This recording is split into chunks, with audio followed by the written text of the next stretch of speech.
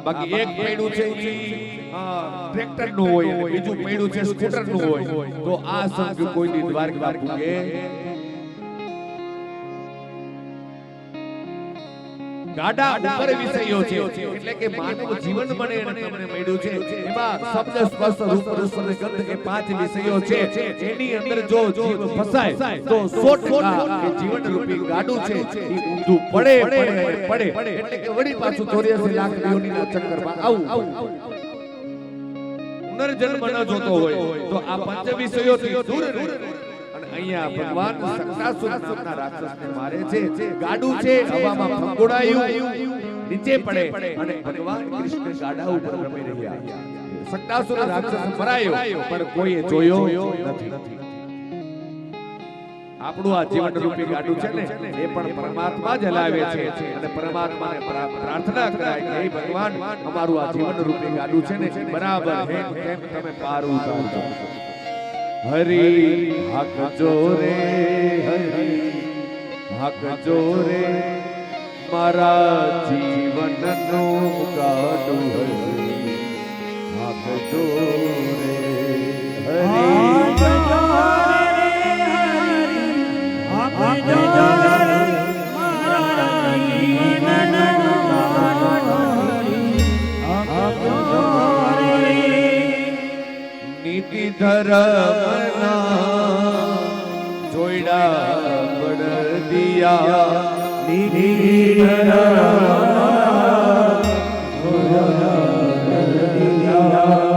પ્રેમી પરોનો હરી હાથ છે રે હરી હાથ છે રે મારા જીવનનું ગાડું હરી જો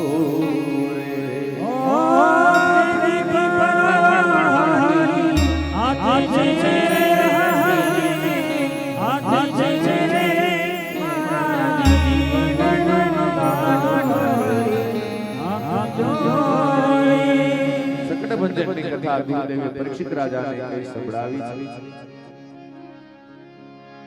ગુરુદેવ પરીક્ષિત રાજાને કહે છે પછી તો ભગવાનના જે મિત્રો હતા અને ભગવાને એને પોતાના મિત્રોને બોલાવ્યા છે અને કીધું કે તમે આટલા દુબળા કેમ છો એટલે ભગવાનના મિત્રોએ કીધું કે અમારે ત્યાં માખણ થાય છે એ બધું કંસને કર ભરવામાં જતું રહ્યું છે ક્યાં વહી ગયા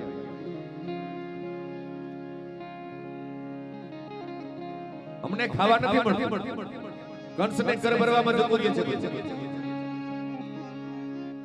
અચ્છા એવું છે હા તો હવે એક કામ કરીએ આજથી કંસને જે કર ભરવામાં માખણ દહીં દૂધ કે બધું જાય છે એ બધું બંધ કરો અરે કનૈયા એ બંધ નહીં થાય તો એક કામ કરો આપણે રસ્તામાં ઊભું રહેવાનું અને જે એક ગોપી મથુરા એ બધી વસ્તુ મોકલતી હોય ને એટલે એને ભાંડમ પેંડકી એટલે એના મટકી છે ને એ તોડી નાખવાની યા પહોંચે તો કંસને મળે ને રસ્તામાં તોડી નાખવાનું બધું પણ લાલા એના કરતા બીજો કઈ રસ્તો કનૈયા કહે કે બીજો રસ્તો છે ચોરી કરવા કે કદાચ ગોપી તમને જો માખણ ના આપે ને તો હવે આપણે ચોરી કરવા પણ લાલા પકડાઈ જઈશું તો એટલે ભગવાને કીધું કે હું છે ને તમને મંત્ર આપું છું અને આ મંત્ર બોલતા બોલતા જાય એટલે આપણે નહીં પકડાય આ 4 અક્ષરનો મંત્ર યાદ રાખવા જેવો છે કોકની બુદ્ધિ ફરે અને ચોરી કરવાની ઈચ્છા થાય તો આ મંત્ર એવો છે કે ચોરી કરવા જાય ને તો પકડાય નહીં 4 અક્ષરનો મંત્ર છે ગોવાડિયા બધા બાજુમાં આવ્યા અને લાલાએ આ 4 અક્ષરનો મંત્ર આપ્યો છે ક ફ લ મ અહીંયા ભગવાન કૃષ્ણ કફલ ઋષિને યાદ કરી રહ્યા છે કફલ ઋષિના 3 પત્ની છે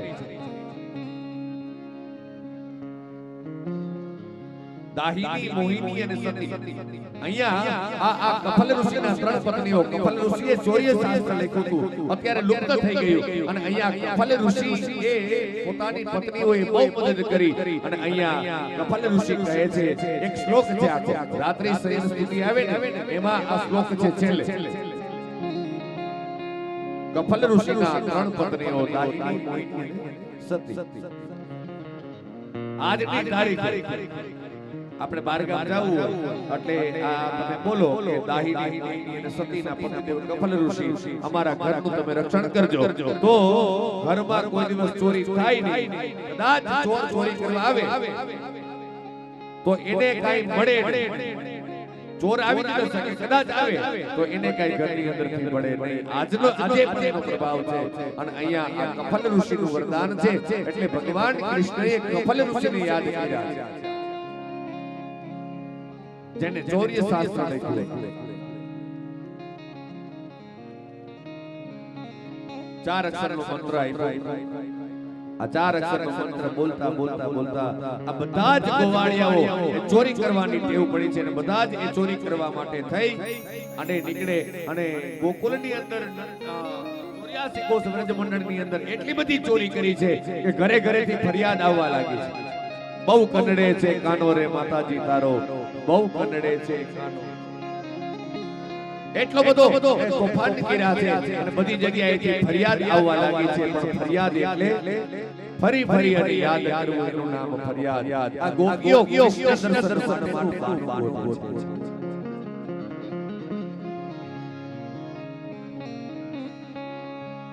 એમાં એક પ્રભાવતી નામની ગોપી છે અને આ પ્રભાવતીને તો એટલો બધો અહંકાર છે કે તારા કનૈયાને યશોદા તો માનતી નથી ને, પણ તારા કનૈયાને રંગે હાથે પકડી અને જો હું લઈ આવું નહીં ને તો મારું નામ પ્રભાવતી નહીં. ભગવાન કૃષ્ણએ કીધું કે કાલ સવારે તારા ઘરનો વારો. ભગવાન બધું સહન કરી શકે છે પણ અહંકાર સહન કરી શકતા નથી. એમાં પ્રભાવતીનો છોકરો આ મંડળમાં સભ્ય હતો. એક મંડળ બનાવ્યું જેનું નામ છે ચૌર્ય વિદ્યા પ્રસાર મંડળ. અને ભગવાન કૃષ્ણ એ મંડળના પ્રમુખ છે. ઘરે ઘરે જઈને ચોરી કરે છે. વહેલી સવારનો સમય થયો અને પ્રભાવતી જમના જલ ભરવા માટે ગઈ અને અહીંયાથી આખું મંડળ આવ્યું પ્રભાવતીના ઘરે. જેટલું માખણ ખાવાનું હતું એટલું ખાધું, બાકી જેટલું ફર્નિચર હતું ને પ્રભાવતીના ઘરમાં બધું ભાંગીને ભૂકો કરી નાખ્યું. ફ્રીજ, કબાટ, ટીપાઈ બધું તોડી નાખ્યું. એટલે પ્રભાવતી જમના જલ ભરે છે એટલે બીજી ગોપીઓએ જઈને પ્રભાવતીને કીધું એલી વાતુડી, વાતુના તડાકા કીરમાં તારા ઘરે વાવાઝોડું પહોંચી ગયું છે. અને પ્રભાવતી ભાઈ એક તો ઊંચી જાડી ધરતી ધ્રુજાવતી. પ્રભાવતી ભાગી હમણાં પકડી લઉં.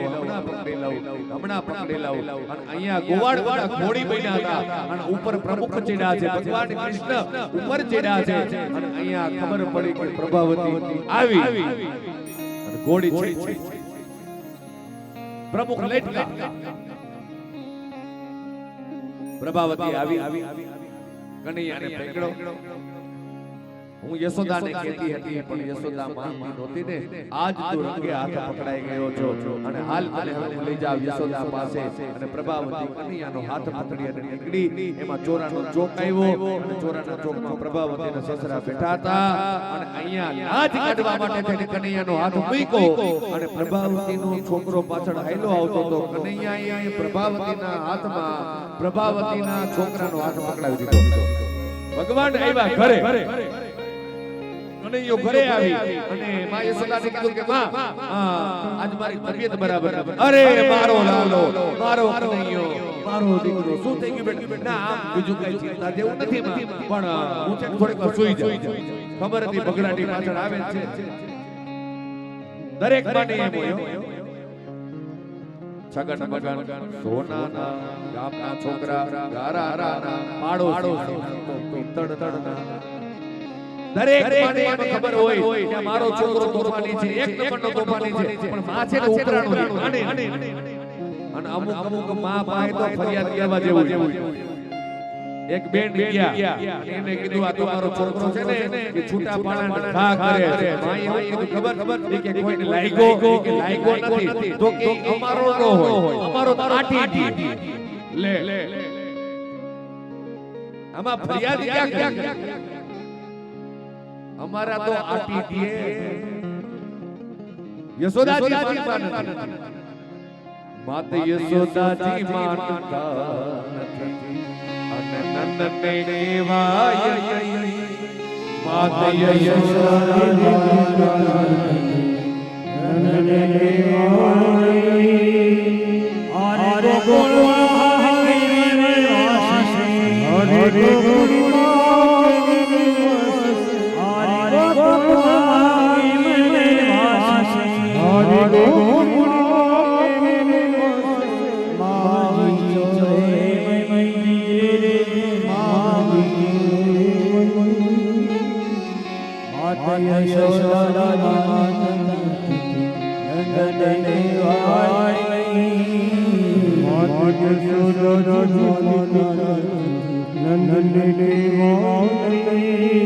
પ્રભાવતી નીકળી છે હમણાં યશોદાને બતાવી દઉં ભગવાન કૃષ્ણ ફલકમાં બોલી ગયા છે અને પ્રભાવતી સાથે બીજી ગોકુળકામની બધી ગોપીઓ અહીંયા નંદ ભવનમાં માં યશોદાને ફરિયાદ કરવા માટે આવી છે અને અહીંયા નંદ ભવનમાં જ્યાં પ્રવેશ કરે છે પ્રભાવતી એ યશોદા એ યશોદા એ યશોદા અને અહીંયા યશોદાજી ઓસરીને કોર ઉપર આવ્યા અને જોયું કે પ્રભાવતી આવી છે લાજનો ઘૂંટો તાણ્યો છે એના હાથમાં એનો છોકરો છે આ હું આવી છે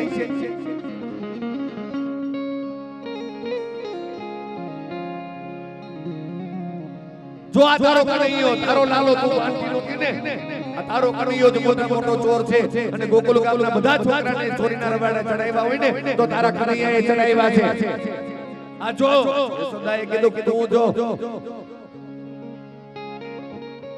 પણ કોઈ માનતી નથી પોતાના દીકરા સામે જોતી નથી તારો કનૈયો ચોર છે તારા કનૈયાએ બધાને બગાડ્યા છે આ તમારું આ તો મોટું ઘર કહેવાય તમને વળી કોણ કેવા આવે આ તો મેં વળી આખા ગામમાં હિંમત કરી અને બાકી આ તારો કનૈયો ચોર છે યશોદાએ કીધું કે મારો કાનો પોઈડો છે પલંગ મારે લો મારો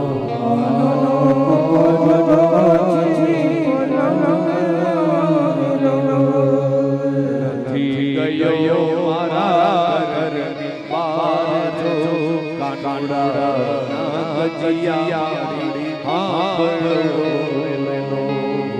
નથી ગયો